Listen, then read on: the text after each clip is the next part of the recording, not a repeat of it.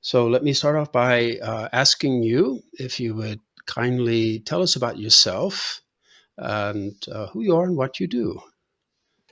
Uh, so mostly what I do is lead a small congregation as a rabbi, which involves doing some writing and some teaching of adults and of kids, and sharing sermons, divrei Torah, and uh, life cycle events, all the regular kinds of things.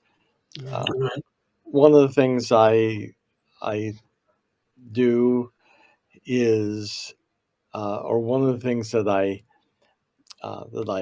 have done as a part of my agreement with the synagogue is to go on sabbatical about every 5 years for 3 months. And then one of those sabbaticals, I started playing around with doing some other kinds of writing. Hmm.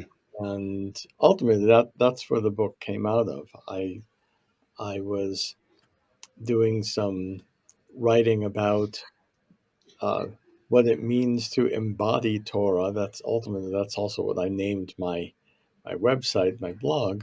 Hmm. Uh, and I decided what would happen if I started going through the Book of Psalms and read one psalm a week. It's a project that takes just under 3 years, Hmm. and wrote something about every psalm. I didn't know going in what I would be writing about. I didn't go into the project being in any way systematic, uh, but I thought I'll just write something on some piece of the psalm using some part of Jewish wisdom and share that as part of my articles to the congregation and see if I can sustain it through a full cycle of 150 weeks. Hmm. And then after 150 weeks of writing 250 or so word essays, I thought, well, what would happen if I tried doing this with 50 word essays, just immediately to get to the heart of what I want to say? And for 50 words, let's say I can do that 3 times a week. So we can do 150 of those in a year. Hmm. So for the fourth year of the project, I was continuing to write and also continuing to use these little bits of wisdom in sermons and then sharing other things with the congregation. Uh, so, so that's kind of what I do and where that connects with this book that we're going to be talking about. All right. What is the exact title of the book? So the title of the book is Reflections on the Psalms. All right, and it's published by Luminescence Press, right, by our mutual friend Mark Madison. And one of the unique features, maybe not entirely unique, but one that stands out, right, is that your book is interactive, right? I'm sure you know what I mean by that. So could you just let the audience know what that is? Right? So this style of reading is something that I think can be very engaging uh, in terms uh, of seeking wisdom, of to put it another way, of trying to find where is God's voice in my life. Mm. I started doing it with Psalms, but more lately I've been doing it with pieces of liturgy, within the Siddur, the Jewish prayer book, Mm.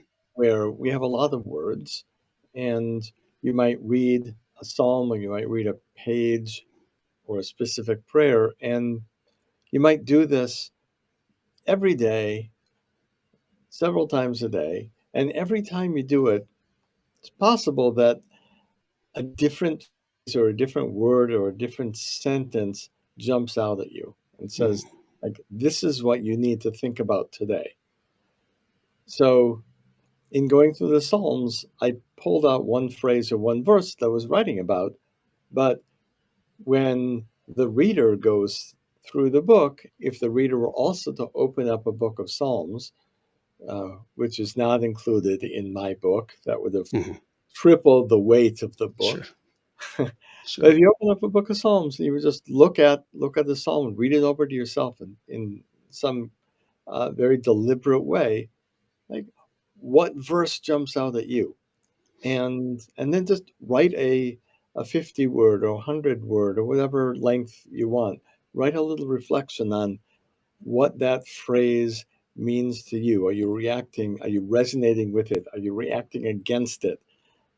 Does it make you angry? Does it make you happy? Uh, all sorts of different ways we might approach those words. And what I find interesting, and what I want to invite the reader to do, is to engage in that same process of discernment, using my collection as a model, Mm. but to come up with your own collection of thoughts that represent who you are and uh, what God wants of you. Right, right. So if the reader does this faithfully, then by the end of the process, they'll have their own book, right? They could that they could publish or keep to themselves as a private journal, but basically it's an interactive spiritual exercise, I suppose, is one way we could describe it, right? So Really. yes.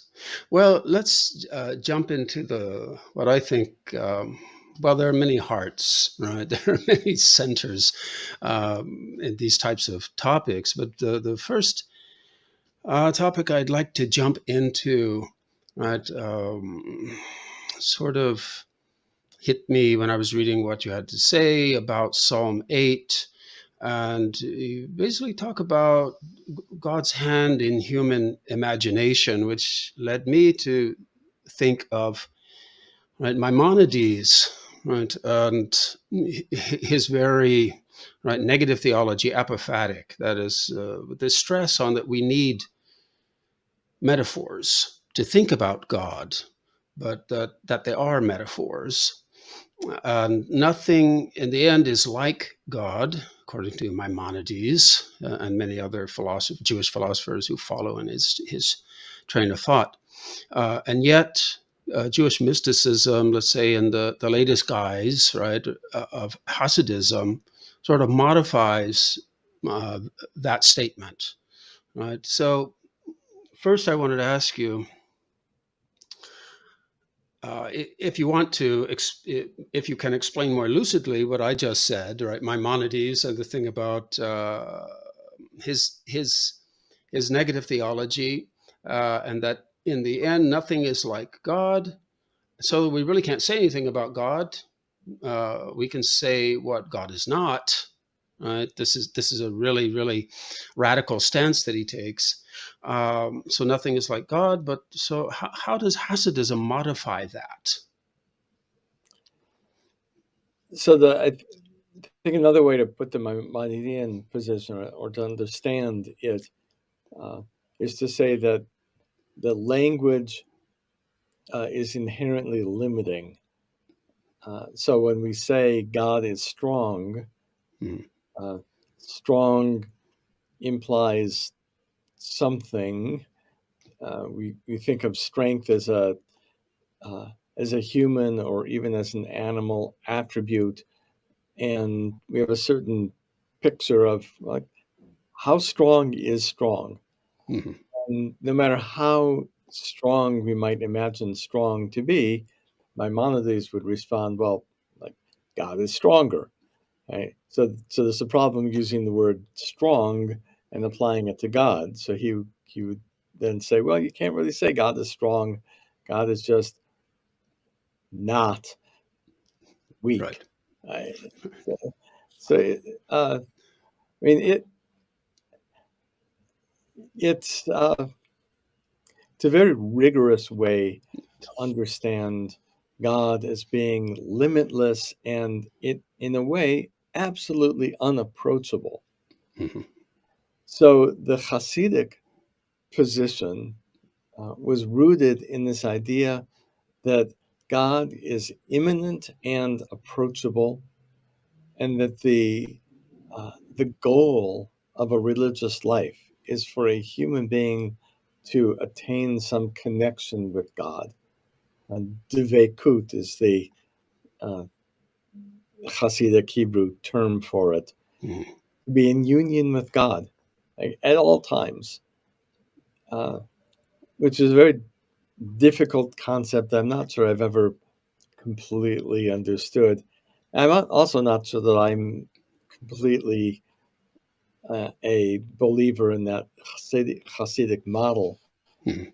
But this idea that we can have some kind of connection with God is very powerful. That every time we do any kind of a mitzvah, it it brings us in some kind of alignment with God. Yeah, I think is a great. You want to go back to the word metaphor. It's a great uh, metaphor to uh, to encourage a life filled with religious types of behavior. Mhm. Well, when I read Genesis 1:26, it talks about God creating humanity in the divine image, and male and female. God created this humanity, um, and it seems to me that this makes the criticism of anthropomorphic thinking. That's where we project our own way of thinking about ourselves onto understanding God. It sort of makes me wonder if there isn't a certain degree of validity, right, in that type of approach. Because how else, right, can humans understand God? Right, just so long as, I suppose, we're aware that that's what we're doing. But that, as I say, I think metaphors are necessary, right? And so, do you think that teaching, right, that humanity is created in the divine image and likeness, does what do you think about that, right, in relation to this topic? So I think we could say that uh, to extend it, not only humanity, but Mhm. all creation, nature, all of it is a metaphor for God. Uh, so it's almost it almost turns the idea of humans created in God's image on its head, Right. Mhm. where everything uh, it's almost as if uh, we look at ourselves and we look at the world around us, Mhm. and we create God out of that. We use Mhm. ourselves as a metaphor and assume that God is some more powerful Right, version of stronger. ourselves, stronger, everything uh, else of ourselves. Uh, but this idea uh, that all of creation is a metaphor for God uh, connects with this idea that when all of creation uh, exists, right, it is inherently testifying to the power and existence of God. mhm. Right, which brings me to actually what I had on my list here is the next section in your book, which I think is relevant to this, is your comments on Psalm 96, verse 12. I think a really very important verse um, in Jewish tradition, where among other uh, entities, the trees shout for joy. Right? And then Psalm 150, a very famous verse. Again, everything that has breath uh, praises God. Right? So Mhm. you mentioned that this is metaphor, this is poetry, but it's not quote unquote just poetry, right? Right. Or Poetry is how we express concepts that are difficult to express. Uh, like this idea that all creation breathes out praise of God. Uh, it's a beautiful idea, and you can't say that using simple rational language, Right. because it's not objectively, rationally, scientifically true. But at the same time, it is. It's absolutely true that Mhm. when when a human being or when an animal just simply stands there breathing, uh, that that life, that existence, is a Mhm. miracle. Mhm. Mhm. One reason I say that it can't be just poetry, right? We often say, well, it's just poetry, merely poetry, and that sort of denigrates the power, right, inherent in the poetry to express something that literal language cannot express. Poetry is the genre that we use to express profound feelings, profound insights that literal language, right, it really doesn't express. All right, so let's move on to the easy stuff. And I'm joking, of course.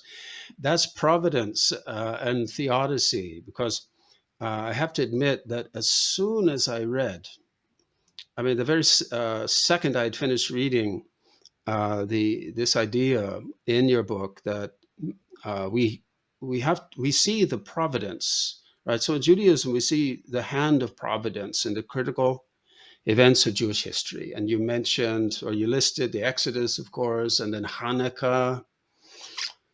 But what about the tragedies, right? So, of course, right, the ultimate one being the Shoah or the Holocaust.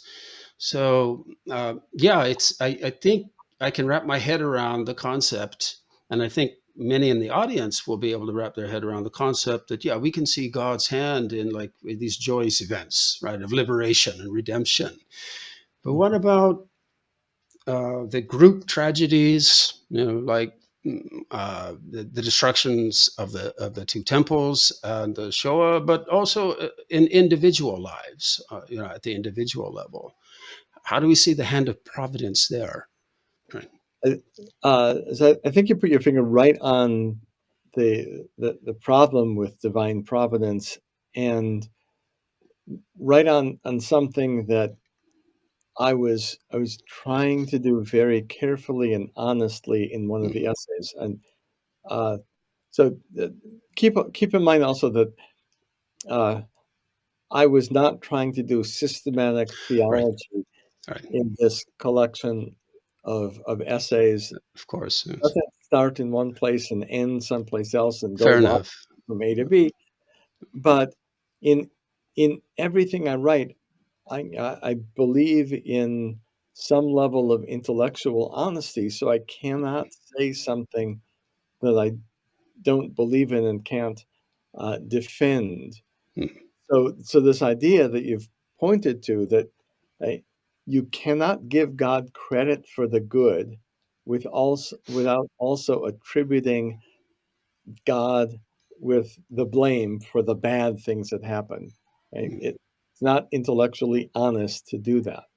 So the point in the essay about Hanukkah in particular was to consider that within the Hanukkah story, objectively speaking, it was a military victory mm, thanks to the Maccabees.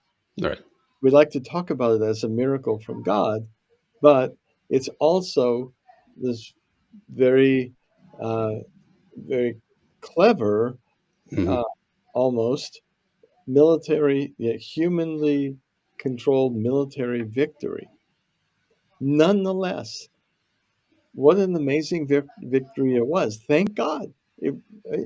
Otherwise, Jewish civilization would have been swallowed up by Greek civilization, and we mm, wouldn't be here anymore.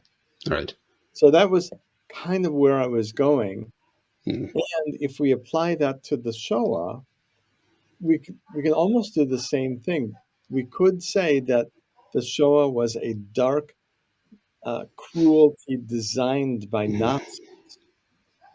And then where the thank God comes in is that thank God that the Western alliance put down Germany, Italy, right, uh, the uh, the collection of powers that were uh, destroying the Jewish community.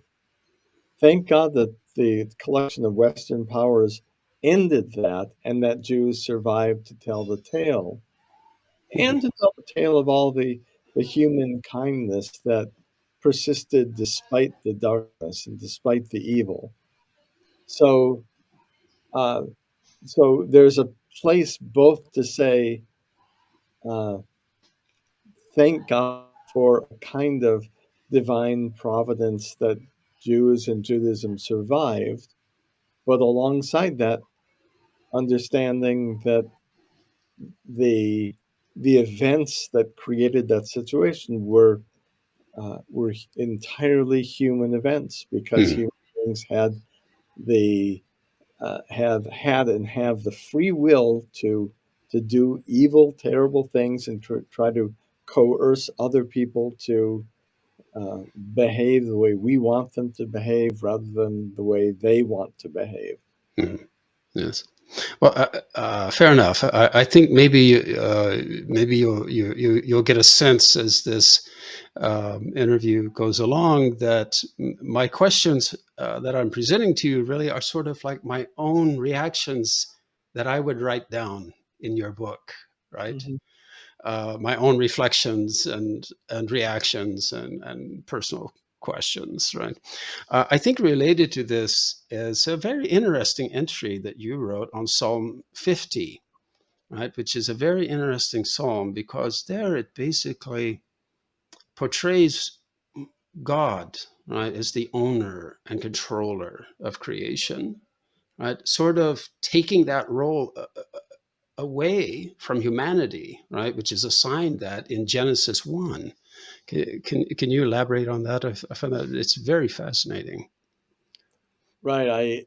I think in a couple of places I speak about God as being a kind of a landlord, Mhm. uh, as the owner of the property, and we are renters. We live here for a very brief period of time. Uh, so rather than chapter one of Genesis, I think I'd almost turn to chapter two instead, That's right. where Yeah. the human being was created first, and Mhm. then the world was created, the garden, but let's extend that out beyond the garden. The world was Sure. created to be the place for this human being to live, to have everything in order to sustain uh, him. So creation thus belongs to God and was designed to be a temporary dwelling place for humanity to live. Mhm.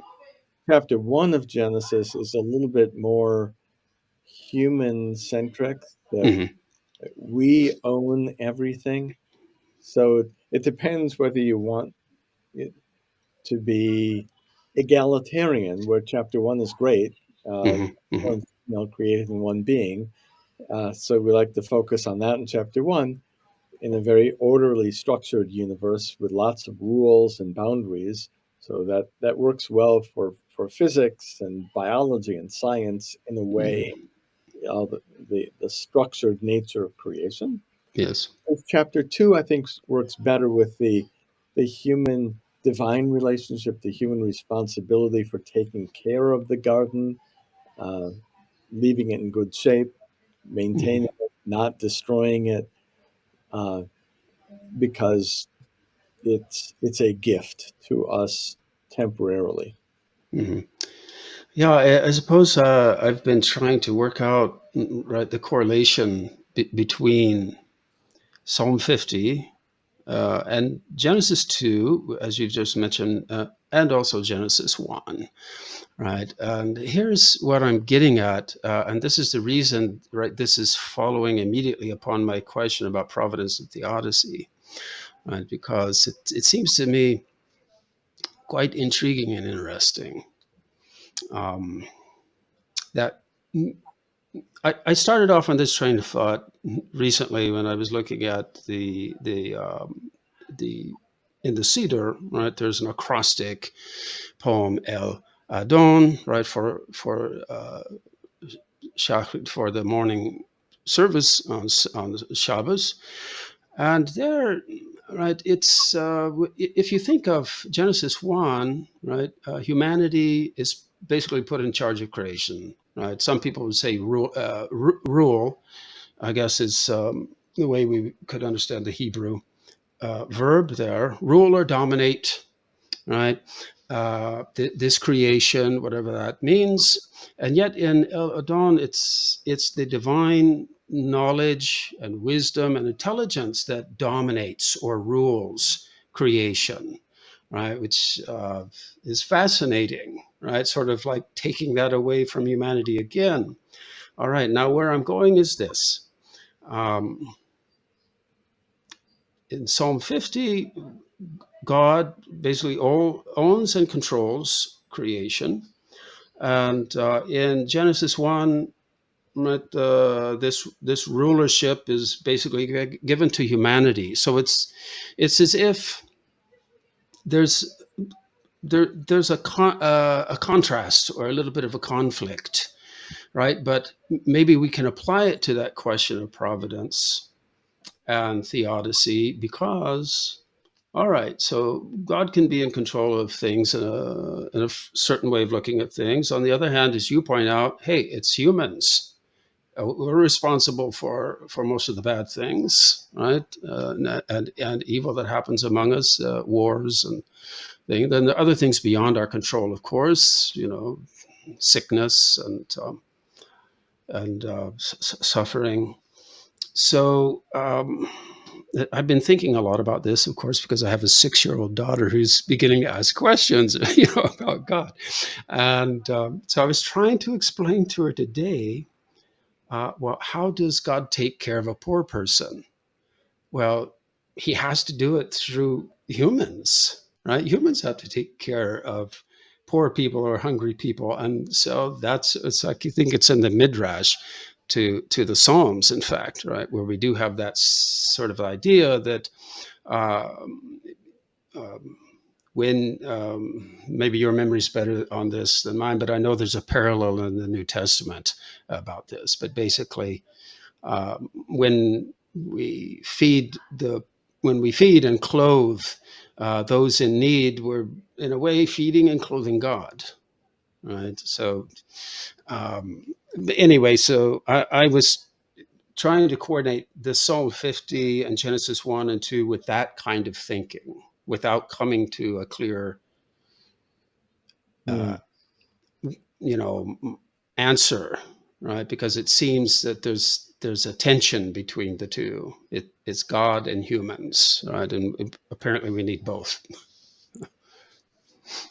So I'm thinking of a different midrash, and within that midrash, uh, there there's I think a parallel you could draw Mhm. between God owning, controlling the world as a kind of a not exactly absentee landlord, but a distant landlord, but Mhm. providing all of the materials necessary to sustain life, and human beings within that world being the on-site caretakers Mhm. responsible for providing uh, all of the things necessary for life to those who can't uh, do it for themselves Mhm. for whatever reason. And the midrash I'm thinking of suggests that it's the human obligation to mimic God and Mhm. give examples from Torah. And God sewed clothing for Adam and Eve, so you Mhm. should provide clothing to those who need clothing.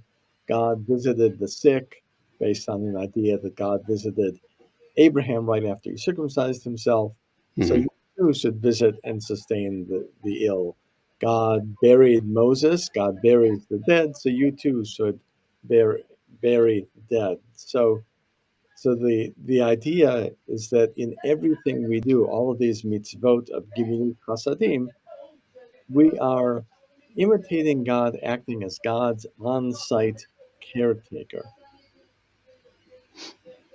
Very good. Yes. All right. In Psalm 6, your comments on Psalm 6, you talk about um, the difference between divine and human anger. But for me, that just leads to the question that I want to pose to you. It's really not a question, it's a request, right? If you can explain to the audience quickly, right, the classical rabbinic teaching on the two main, I think, divine attributes, which are mercy and judgment, right? And how those are portrayed in the Psalms and in your commentary on the Psalms. Because I like this idea. You say that God regrets, and He also learns compassion as the ages pass. All right. So, can you fill us in on that? So, judgment and mercy. Hmm. Um,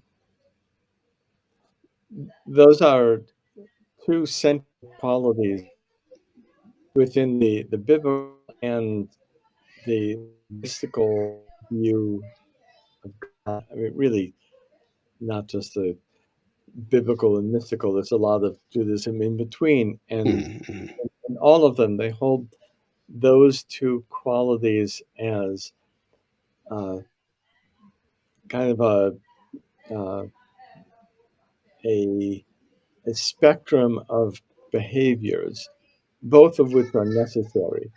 Hmm. If you didn't have judgment, meaning uh, a justice system with consequences and punishment, if you could do whatever you wanted, nobody would ever hold you accountable, Hmm. then human beings would just go wild and the world would be, is the human society part of the world, would be in total chaos. Uh, on the other hand, if you had only strict judgment, uh, this is the story of Les Miserables, right? Right. I don't care what you steal. Yeah. It's even if you have no bread and you steal a loaf of bread out of necessity, we're not going to help you in any way. We're just going to throw you in prison with no compassion whatsoever.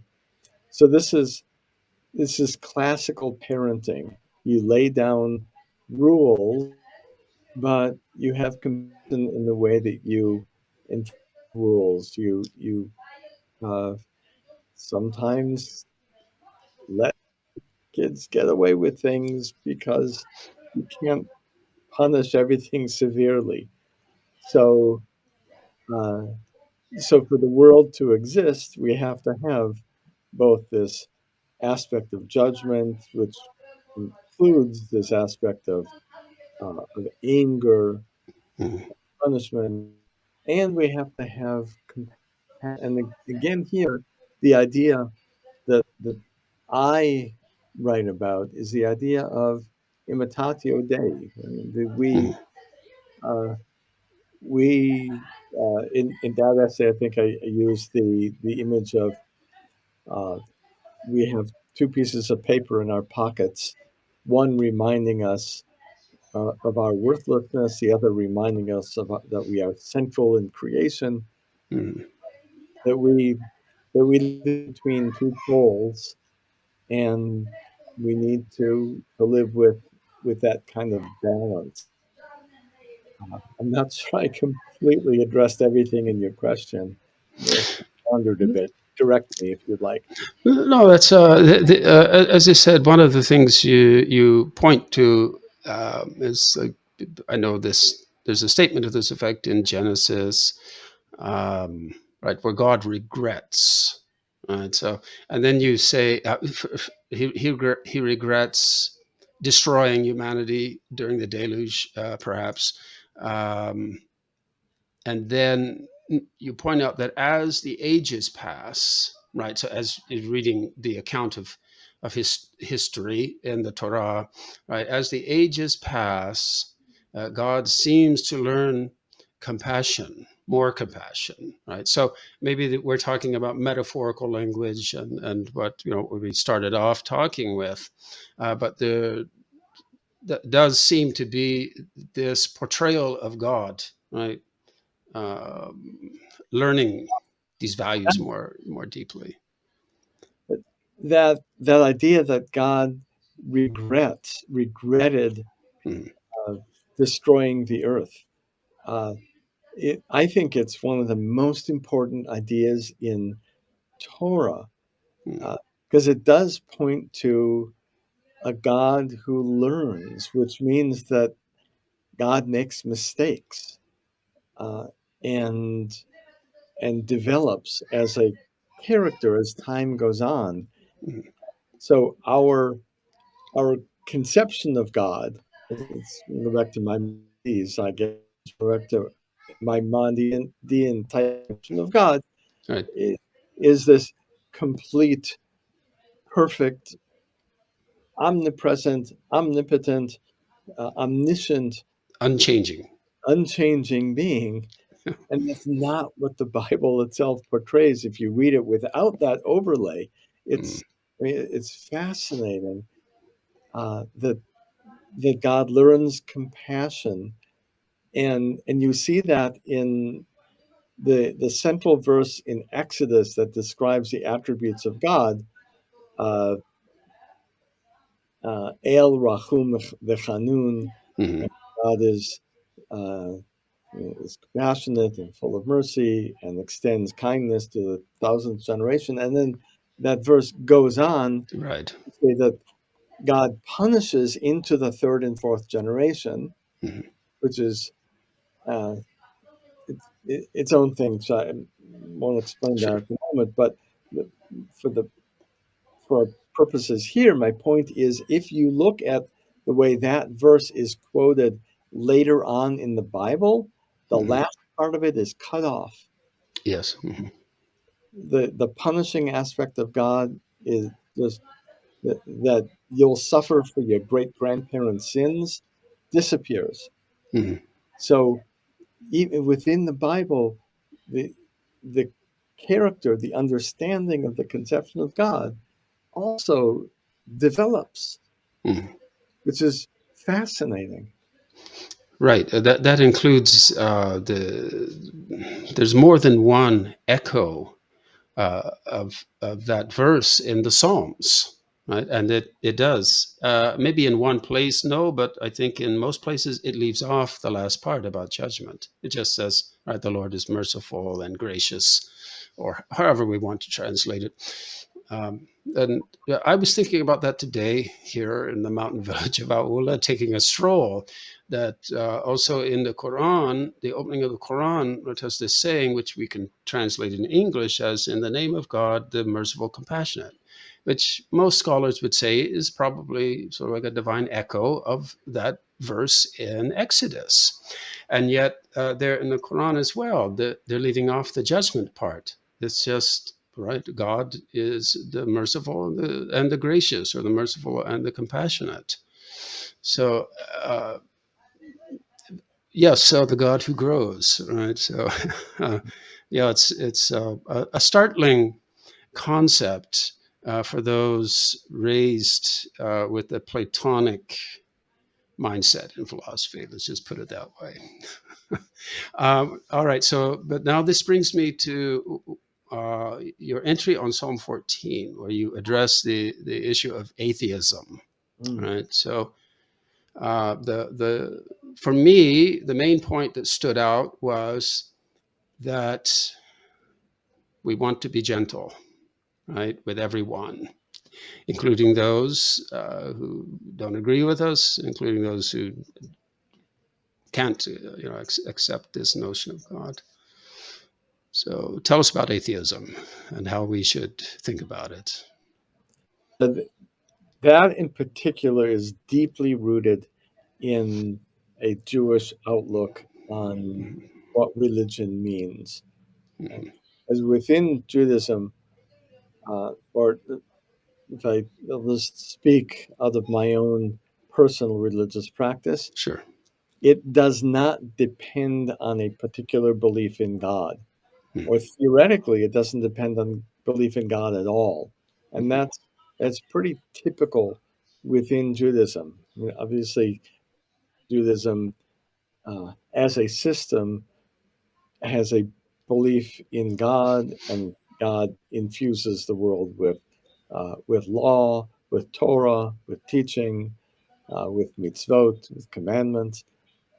But uh, you can do all of those things without believing in God, and it's basically just just about as good as if you did them while believing in God. So because that's the background, I'm not threatened by people who believe differently than me. I don't have to believe that they are in any way wrong. I don't know that they're wrong. I I can admire their passion, their mm, intellectual honesty. I can admire their approach, whether they're Jews, Buddhists, Hindu, Christian, mm, or anyone of a number of different flavors of Christian. I can learn something from their belief or lack thereof that teaches me something about how they function in the world that I might learn from, uh, or that might enhance my religious practice. So that's that whole essay in Psalm 14 was, uh, you know, thank God that there are such people in the world uh, who can bring me that perspective of how to live in the world without God and teach me something.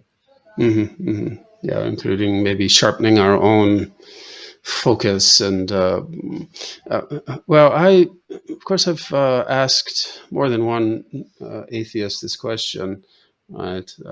When this topic comes up, and I always, by default, I just go to the question or the request. All right, tell me, tell me what God is. Right? What's the definition of God that we either believe or don't believe in? And I've never had anyone to be able to tell me their definition where I cannot then tell them, well, I agree with you. I don't believe in that either. That's so right. I often like to also make the observation to people that, especially when talking about religion or interpreting ancient texts, life is too short to get, all been out of shape about these things. Just let's try to calm down and be nice to each other, right? But all right, and I should say, though, I should point out that the springboard, right, for your comments on Psalm 14 is the wording of the Psalm's opening. That is, right, the fool, right? So it's calling those who say there is no God fools. And so you caution against us using that term, right, for those who don't Right. believe. So remember, I said earlier that sometimes you'll read something and it'll resonate with you, and sometimes you'll read something and uh, it'll make you angry, or you'll disagree with it, uh, and you'll react against it. So that's a case of reacting against the language of the psalmist. All right, very good. All right. So that leads right into the next topic, which is truth. Right? And so you write a lot. I'd have to say it occurs frequently throughout your book, this phenomenon, let's call it, of the clash of values, the clash of beliefs, right? And your advice throughout, right, is of course to be kind to those, right, that we disagree with. But I wanted to focus first on, in your commentary, again going back to Psalm 19 that we were talking about earlier. You observe that each generation thinks that its values are right, right, and the future often ends up laughing, right, at those past generations. so what do we do, right? How do we know? How do we have a moral compass? How do we know what's right and wrong in our daily lives?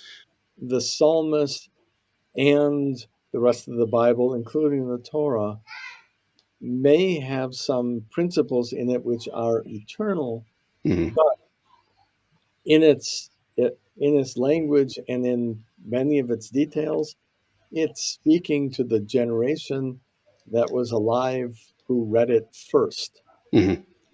And in some way, those words get locked in, and the words become eternal, even if uh, the details of the language. It's a slavery, just to put some meat Right. on this. Mhm. Right. When I tell you the laws of slavery, Mhm. uh, they made sense in its time, but uh, if I tell you that there ought to be laws for slavery, your response is going to be no. There ought to be no slavery at all. Why do we need Right. Right. laws telling us how to treat our slaves, which we shouldn't have to begin with? Right. Uh, so uh, so that's why future generations go back and laugh. And, and my answer to them is that your assumption that the that there is oral tradition that allows us to update Torah, to pull Right. principles out of Torah and continually refine and reapply them for each subsequent generation. Right? Your assumption that the specific words never change their original meaning, that Mhm. is Mhm. faulty. Right. Right. Right. Right. So, yeah, yes. So my question, of course, was rhetorical because where I was leading is actually what you just mentioned, right? And that is right that something else you mentioned elsewhere in your Psalm 17 commentary, how the Talmud preserves all opinions, right? And so that overlaps with the point you just made, but there's much more in that, of course, for me, right? The fact that the Talmud preserves all opinions. But so my implication here is that, all right, so we're stuck with ourselves in our historical setting, right? We don't know what future generations are going to think about us. We can probably guess based on our reading of previous history. But so how does one get guidance? Well, I think is it, if we look at the Talmud, the fact that it preserves all opinions and is able to, in effect, I think, revise or even correct, right, the Torah, right, that's part of the answer, right? So, for instance, the discussions in the Talmud about um, capital punishment. Right. So, well, if you read the Torah, it looks like, yeah, we have rules for capital punishment. And yet, um, it seems as if in the Talmud, the the the opinion or the approach is that sure, but if you ever actually enact it, right? This is like a hanging. This is I forget how it's translated. This for all practical purposes, right? We want to move beyond it. In other words, right? So it's so I think the point you made about slavery is very much parallel to that. And I was recently asked to talk to a Christian group, and I pointed out to them because they wanted to understand what is Talmud, what is oral law, oral Torah, and I said, well, all right, look, if you look at the books of Samuel, when you're reading the text, right, it seems as if the Peshet, the plain sense, favors David over Saul. If you look at the Talmud, the majority opinion favors Saul, right? Even above David. So what's going on? Well, I think this is an example of, right, so how in Judaism there is really Torah, right? And the oral Torah the written Torah, uh, right, so have this almost equal authority. And so the rabbis can, in effect, who are representing oral law, can in effect, right, correct Tanakh. There's another example we could look at would be the example of the stubborn and rebellious child taken by his parents Exactly. to Yes. the city gates and killed. Uh, the Mishnah and the Talmud, they can't get rid of the verses, right? Because the words Right. are, Right. you can't get rid of them, but they legislate it out of existence by Yes. restricting the application of that law to a situation which uh, it could never exist. And they conclude by saying there never has been a child so bad that he needs to be killed. So why is it in Torah? Uh, Essentially, it seems so that parents can use it to scare their kids into good behavior, uh, or to give us the chance to read these passages along with its commentary and learn something about the application of Torah. Yes. Wonderful. Yes. Well, I can also give you another thought on the preservation of minority rejected opinions in Talmud. Hmm. But, could be that even positions and opinions which are wrong right now are worth preserving because they may not be wrong in the future. Right. Hmm. Future could choose to change the law so that the minority opinion becomes the accepted opinion. Hmm. Uh, it could be that they're simply honoring the losing side by not canceling them. Uh, Hmm. I, yeah, I'm writing something about cancel culture, and that's my proof text, as it were. Hmm. The idea that within Judaism, we don't want to cancel out an opinion that we don't like. We want to Right. honor it. We might reject it, but we still preserve it. Uh, or they might help, yeah, keeping in the rejected opinion might help define the limits of what remains in bounds. I'll give you an example for that, a quick example.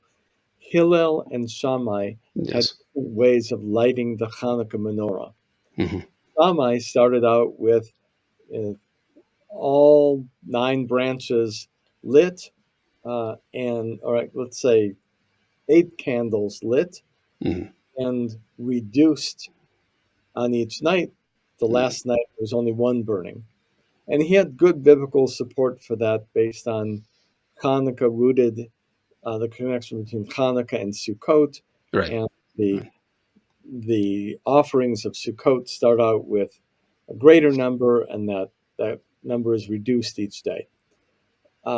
Hillel said we start with 1 candle and we increase because we always increase in matters of holiness. Hmm. So obviously Hillel won, but we uh, preserve Shammai, and I'm going to suggest that both Hillel and Shammai had menorahs with the same number of branches, the Hmm. same number of candles in it.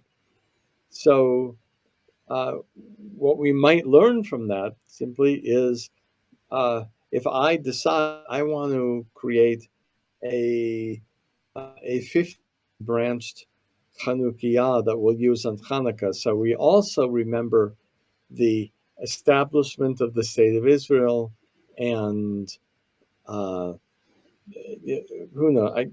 Right. Right.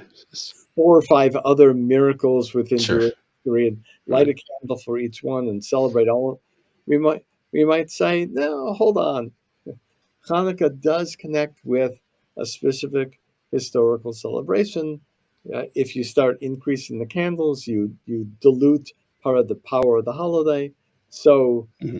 so the Talmud gives us Shammai's opinion just to remind us that uh, there are things that they agree on, and those things are absolutely firmly established, like the size of the menorah, even if we can disagree on how to light it exactly.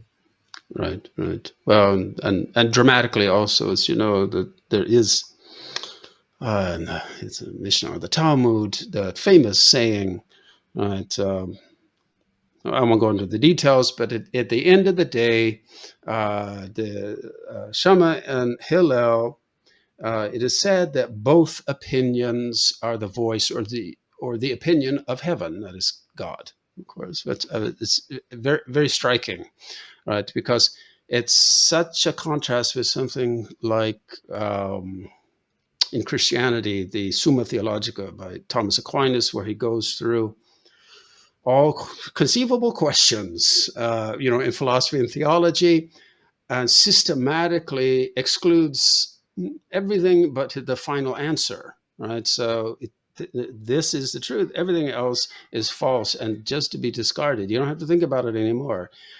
Right. And the contrast with the Talmud, at least the way I was told to think about it, is that these are all opinions of the Chazal. So the rabbis. They must all be respected. Right. So this is why they're preserved, even though some of them turn out to be minority, some of them turn out to be excluded, at least in the context. But it has a lot to say, I think, about also the question of tolerance, right? Of the virtue of practicing tolerance with those with whom we disagree, right? Again, the final question here is related to this. Well, this is really not a question. Again, I would ask you to elaborate on this thought that you have in the book, and that is on Psalm 43. It's a very beautiful psalm, at least for me. It talks about divine light and truth leading the psalmist to God's mountain. And in there, you have this model that the search for truth is like climbing a mountain. But what we're dealing with here are ever sharper approximations of the truth and not the truth as such, right? So maybe truths with a small t and then truth with a capital T. The truth is never attainable as such, but we approach that by attaining truths. So I hope I've done justice to that model, but elaborate it for us in your own words, please. So I don't think there is always one solitary truth with a capital T. And so you mentioned capital punishment a little while ago. Mhm. I'll give you an example that relates to killing another human being. Mhm. So we might try to argue that it is an absolute truth that killing another human being is wrong, except that's not true. All right. Uh, and, uh, so I'll give you an example that uh, creates a lot of tension and uncertainty. Mhm. Right? When when that human being is seeking to cause harm to another human being, Exactly. the pursuer can be justified. Sometimes, even if the pursuer doesn't intend the harm, Mhm. protecting somebody else's life All right. is justifiable. And when I say it that way, most people will agree.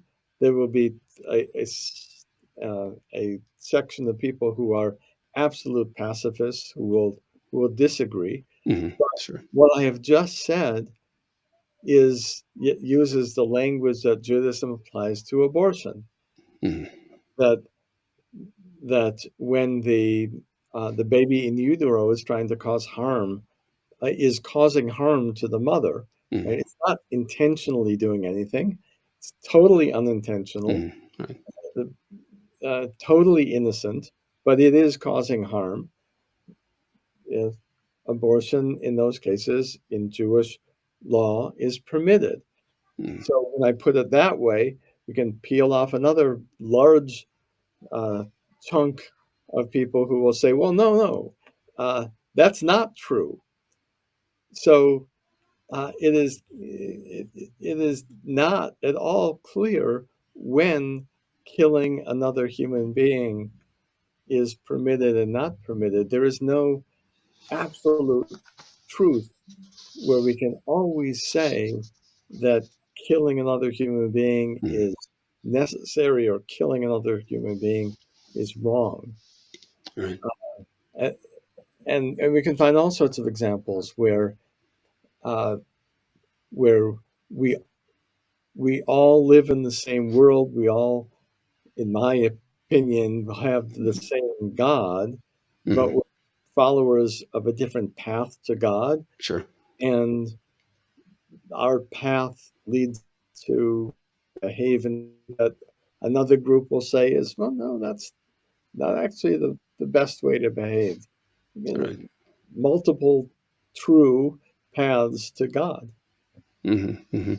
Well, I actually misspoke. I said that was the last point. Actually, I wanted to end on what you've called the embodied Torah. And so, where I find that in your book, at least for me, I noticed the metaphor, right, in Psalm 14. It's a negative statement there about devouring people like bread, right? But on a more positive note, right, using the same metaphor, right? So there is this question, right? So why is good food necessary for spiritual life, right? And um, right, to follow up on that, then right in Psalm 35, you comment on this phrase, "May all my bones praise God." That's a literal translation, I think, from the Hebrew. And then, so, of course, in Psalm 139, you point out this use of the term for kidneys, right? All right, so embodied Torah, right? We got to have good food um, for spiritual life. That's part of it. Just end on your idea of the embodied Torah, just in general. Sure. Uh, I am, and I presume that everybody listening to this talk between us uh, is found inside of a body. Mhm. We are all embodied beings. Uh, we it, uh, the physical, our physical stuff, and our spiritual life are are connected. Like, but because we are embodied beings first, we can't be at the top of our game spiritually if we don't pay attention to that body in which we live. We have to care for it. We have to uh, feed it uh, properly in order for it to work at its highest level. Mhm. Uh, our bodies are the largest part in how we can serve God. So in the biblical model, different parts of the body are different parts of who we are. So Mhm. Mhm.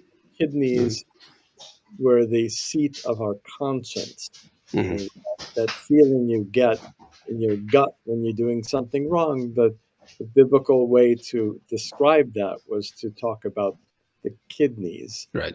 Uh, all of our feelings and emotions and intellect are rooted in various parts of the body in biblical language. Mhm. So, so on the whole, uh, we we serve God with all of our bodies. In Psalm 14 uh, or Psalm 35, we serve God with all of our bones. Bones. So Yes. it says with all of our body, uh, and that's where I get this idea, or at least that's where I am drawn to this idea of embodied Torah.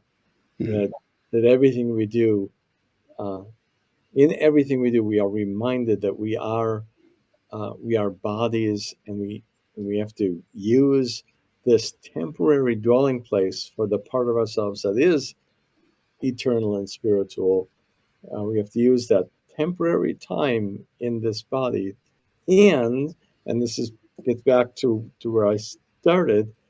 Uh, we can we can feel God if we pay attention to what's going on inside our bodies when we read or when we experience the world around us, when we see the world around us. Uh, we can we can feel God with our bodies. Yes. Well, wonderful. Well, Rabbi David Krishef, thank you so much for donating your time and donating your wisdom. You're welcome. Thank you. I should at some point hold up the book just so that people can see what it looks like Yes. embodied. Uh, my reflections on the Psalms to kind of flesh out what I mean by embodied Torah. Yes. When I upload this, of course, I'll have a link, right, where one can purchase a copy in the description of the video. Right. Great, So, thank you. all right. Thank you so much. If you enjoyed the program, please consider supporting this channel with a donation through Patreon or PayPal. And don't forget to subscribe. Thank you.